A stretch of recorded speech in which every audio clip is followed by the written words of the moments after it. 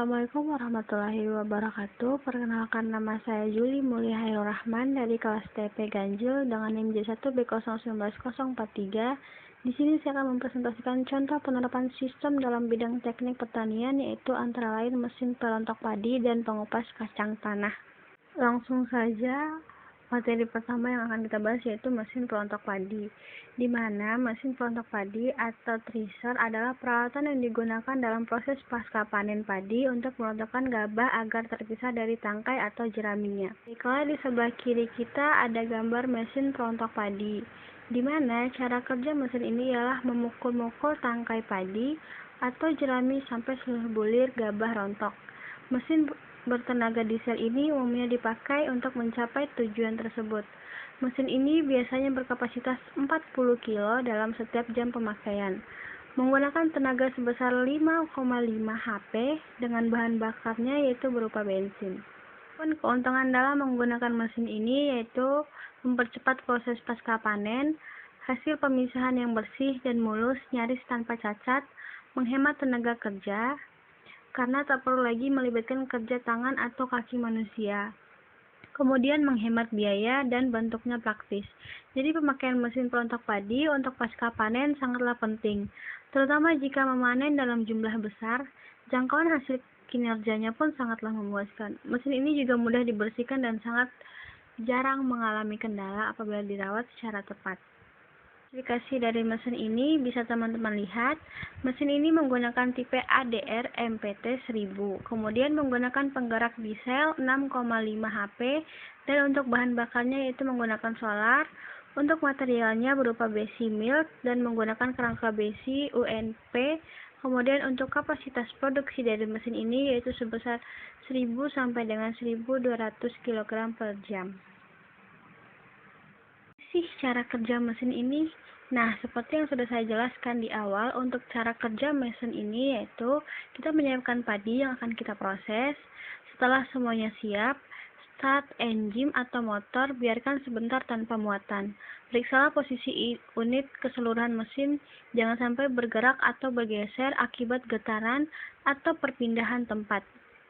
Kedua, masuklah sedikit bahan untuk memeriksa kemampuan tambah kecepatan putar atau RPM dalam perontok bila ternyata masih ada biji-bijian yang belum terontok.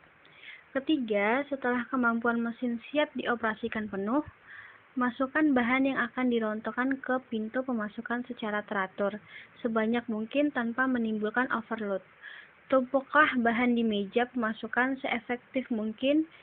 2-3 orang diperlukan untuk melayani mesin ini.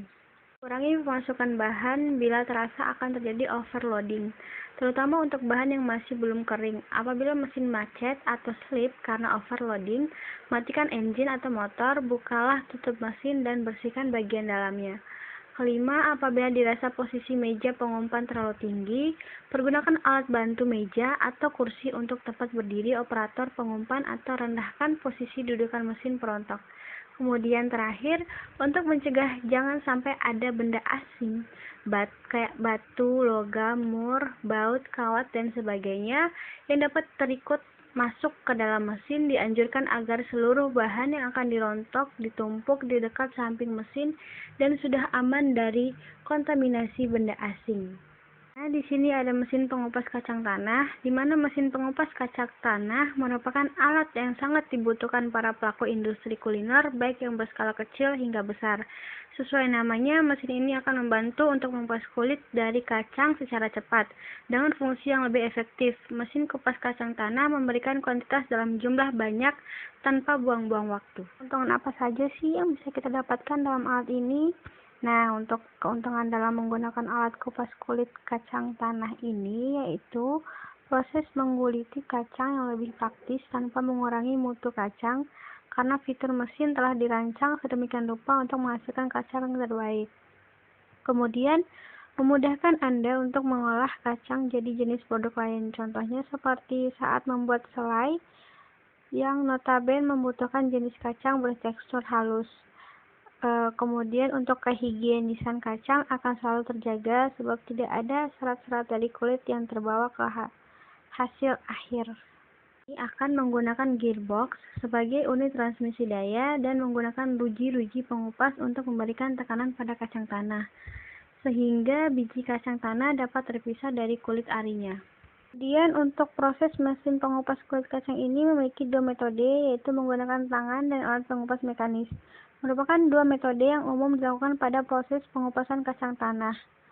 Pengupasan secara tradisional menggunakan tangan menghasilkan presentasi biji rusak kecil, tapi tidak efisiensi dalam hal waktu dan tenaga pengupasan.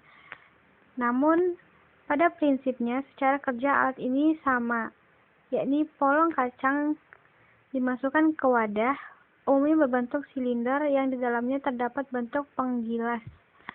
Sewaktu penggilas ini digerakkan, kacang tanah akan tergencet dan terkelupas, dan akhirnya akan terjatuh ke bawah menerobos celah-celah rumah penggilas yang lebarnya sengaja dirancang sesuai dengan besarnya kacang tanah.